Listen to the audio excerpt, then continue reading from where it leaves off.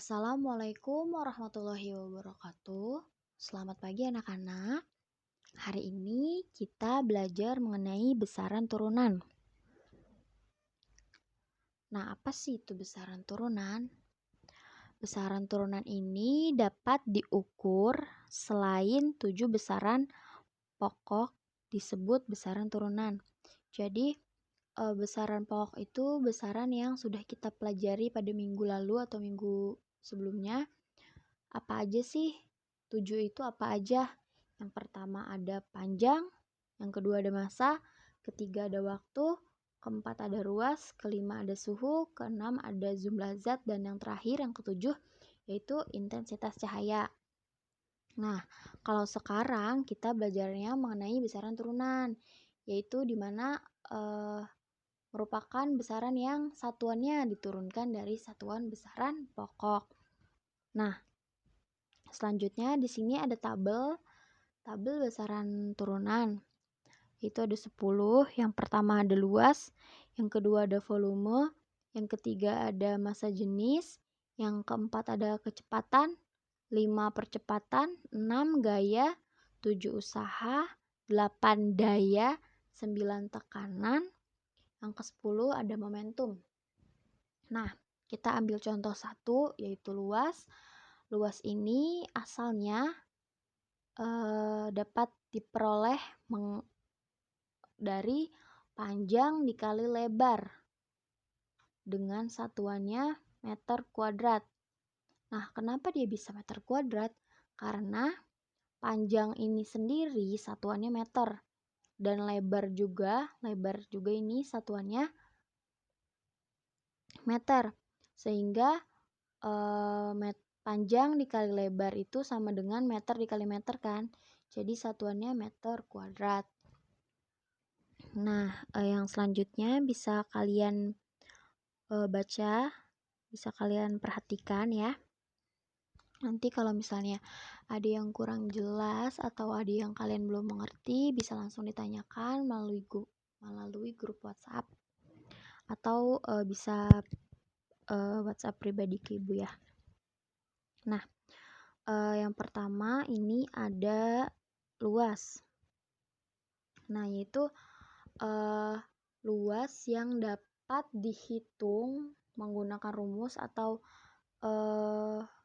bidang yang beraturan. Yang di sini ada persegi panjang, yaitu dapat dihitung menggunakan rumus panjang dikali lebar. Yang kedua ada lingkaran yang dapat dihitung dengan rumus V dikali R kuadrat. Nah, di sini ada persegi yang dapat dihitung dengan rumus sisi dikali sisi. Dan yang terakhir ada segitiga yang dapat dihitung dengan rumus 1/2 dikali alas dikali tinggi. Nah, bagaimana dengan luas bidang yang tidak beraturan? Nah, di sini ada gambar daun nih. Daun kan tidak beraturan ya, karena dia tidak bentuk kotak, tidak bentuk bulat gitu. Jadi dia tidak beraturan. Nah, bagaimana nih kita cara ngitung luas daun ini? Nah, pertama-tama kalau kita mau menghitung luas benda yang tak beraturan itu, kita harus menyiapkan kertas berpetak atau kertas milimeter. Nah, jadi pertama kita siapkan kertasnya, lalu kita gambar nih, gambar daun. Misalnya kan yang kita mau hitung sekarang daun nih. Kita gambar daunnya di atas kertas. Setelah itu kotak yang terisi penuh itu diberi tanda 1 atau diberi nilai 1. Sedangkan kotak yang tidak terisi penuh itu kita beri nilai atau kita tandai dengan setengah atau 1/2. Nah, ini ada langsung contohnya.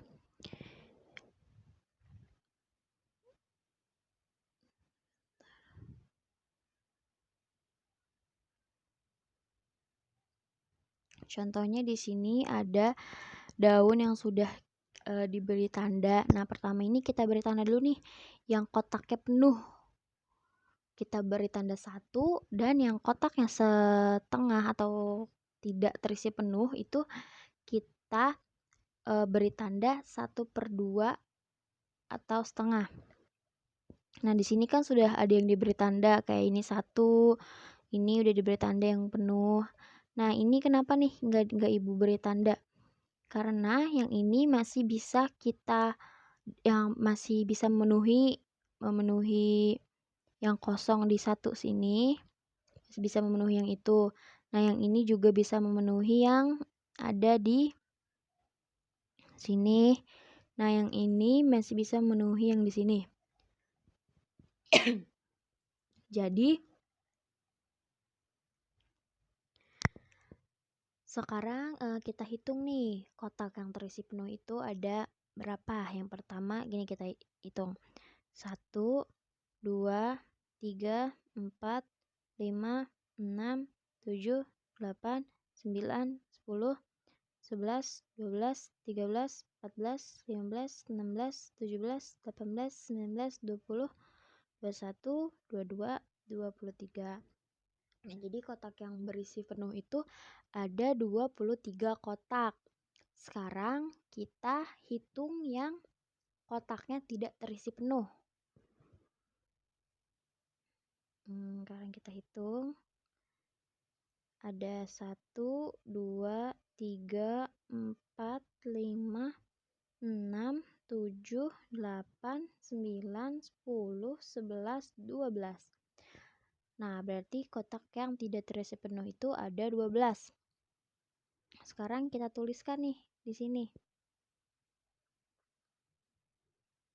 23 dikali dengan 1. Kenapa dikali dengan 1? Karena tadi kotak yang terisi penuh itu kita tandai atau kita beri nilai 1.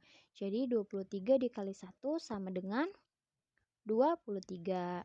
Nah, sekarang 12 dikali dengan 1/2, yaitu hasilnya 6.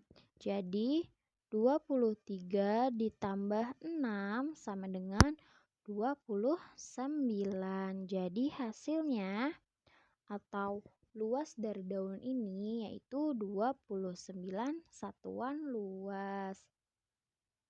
Nah, sekarang ada volume nih. Volume. Nah, ini ada volume yang dapat kita hitung. Menggunakan rumus. Seperti di sini ada volume balok, yang ini volume balok. Bentar. Nah, ini ada volume balok, yaitu rumusnya panjang dikali lebar dikali tinggi. Nah, yang ini ada volume kubus, yang rumusnya sisi kali sisi kali sisi. Nah, sekarang di sini ada volume limas, yaitu 1/3 dikali V dikali R kuadrat dikali T. Nah, di sini ada lingkaran yang bisa dihitung dengan menggunakan rumus 4/3 dikali R dikali R kuadrat. Nah, selanjutnya ada tabung.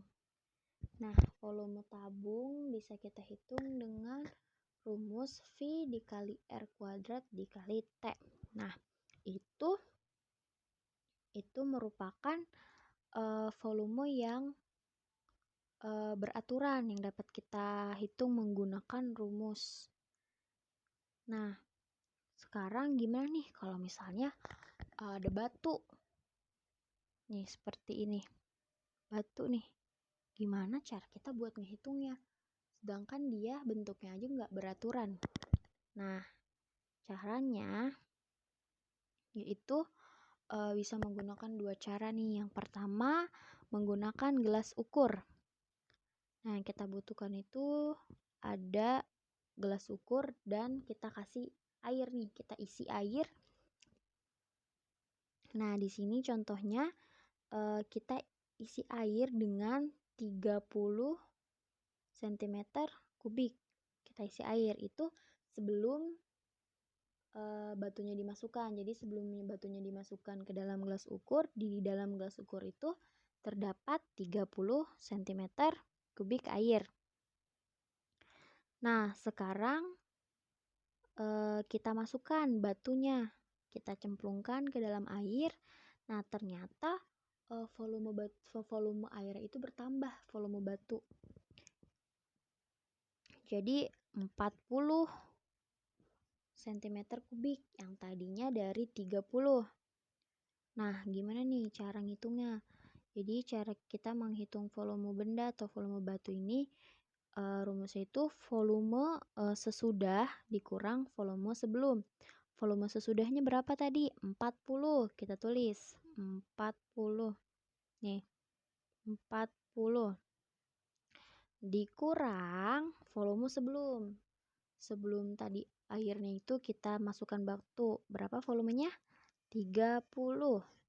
Jadi 40 dikurang 30 yaitu 10. Jadi hasilnya 10 cm kubik. Nah, sekarang ada volume sama nih yang tadi gelas ngitung berat volume batu, tapi yang ini menggunakan gelas berpancuran. Jadi alat-alat yang harus kita siapkan itu yang pertama ada gelas berpancuran yang sudah diisi air. Isi air sampai dengan full nih, sampai sini nih. Nah, setelah itu kita juga butuh gelas ukur. Gelas ukurnya tidak usah diisi air. Jadi taruh di samping gelas berpancuran. Setelah itu kita masukkan batu ke dalam gelas berpancuran yang sudah berisi air. Nah, nanti akan ada air yang keluar dari gelas berpancuran atau air yang tumpah masuk ke dalam gelas ukur. Nah, di gambar ini atau di contoh ini, air yang masuk ke dalam gelas ukur itu 30 cm kubik. Nah, jadi volume benda atau volume batu itu sama dengan volume air yang tumpah. Jadi karena di sini di gelas ukurnya ini yang tumpah itu ada 30 cm kubik, maka kita tuliskan volume benda sama dengan volume air yang tumpah, yaitu sama dengan 30 cm kubik. Nah, 30 cm kubik ini bisa kita tuliskan juga dengan 30 ml. Nah, dapat kita ingat nih, bisa kalian ingat kalau 1 liter itu sama dengan 1 desimeter kubik. 1 liter juga sama dengan 1000 ml. Dan 1 ml sama dengan 1 cm kubik. Nah, selanjutnya ada konsentrasi larutan. Nah, di sini ada gambar air dan ini gula. Ini gula. Ini air. Nah, air ini akan dilarutkan atau menjadi pelarut gula. Jadi gula akan dilarutkan ke dalam air. Nah, karena rasa manis atau bersifat kualitatif atau dapat dirasa melalui indera pengecapan, maka diperlukan besaran untuk menggambarkan banyaknya gula dan air di dalam larutan tersebut. Salah satu besaran yang dapat digunakan adalah konsentrasi larutan. Nah, rumus konsentrasi larutan yaitu massa zat terlarut dibagi volume terlarut. Nah, langsung aja. Di sini ada contoh. Jika kamu membuat larutan gula dengan cara memasukkan 25 gram gula ke dalam 500 ml air, berapakah konsentrasi larutan gula tersebut dalam satuan gram atau satuan gram per liter? Nah, dari soal ini kita ketahui nih massa zat larut yaitu 20 gram, sedangkan volume pelarut yaitu 500 mililiter atau sama dengan 0,5 liter. Nah, massa zat larut itu sama aja dengan massa gula ya. Massa gula sedangkan volume pelarut itu sama dengan volume air. Nah, yang ditanya itu konsentrasi larutan dalam satuan gram per liter. Nah, langsung kita jawab menggunakan rumus konsentrasi larutan, yaitu massa zat terlarut dibagi volume pelarut. Nah, massa zat terlarutnya itu 25 gram, sedangkan volume pelarutnya itu yang sudah kita rubah dari mililiter ke liter yaitu 0,5 liter. Nah, untuk mempermudah penghitungan, ini kita kali dengan 10. Kenapa kita kalinya dengan 10? Karena di sini yang di belakang 0 itu hanya satu angka yaitu 5. Jadi kita kalikan dengan 10. 25 dikali 10 sama dengan 250. 0,5 dikali 10 sama dengan 5. Jadi 250 dibagi 5 yaitu 50. Jadi hasilnya sama dengan 50 gram per liter. Nah, sekarang ada laju pertumbuhan. Laju pertumbuhan dapat diperoleh dengan menurunkan besaran panjang dan besaran waktu. Nah, ini yang tadi kan di pengertiannya ya, kalau misalnya kalau misalnya besaran turunan itu merupakan besaran yang satuannya diturunkan dari satuan besaran pokok. Nah, di sini satuan besaran pokoknya itu ada panjang dan waktu. Nah, langsung ke soal ya. Misalkan kamu menanam jagung, pada pengukuran awal diperoleh tinggi tanaman 20 cm. Nah, ini terus dalam waktu 10 hari tingginya menjadi 60 cm. Berapakah laju pertumbuhannya? Nah, di sini ada rumus laju pertumbuhan, yaitu pertambahan tinggi dibagi selang waktu. Nah, pertambahan tingginya berapa sih? Nah, pertambahan tingginya ini bisa kita cari dengan tinggi akhir dikurang tinggi awal. Tinggi akhir tanaman jagung ini tadi 60 cm.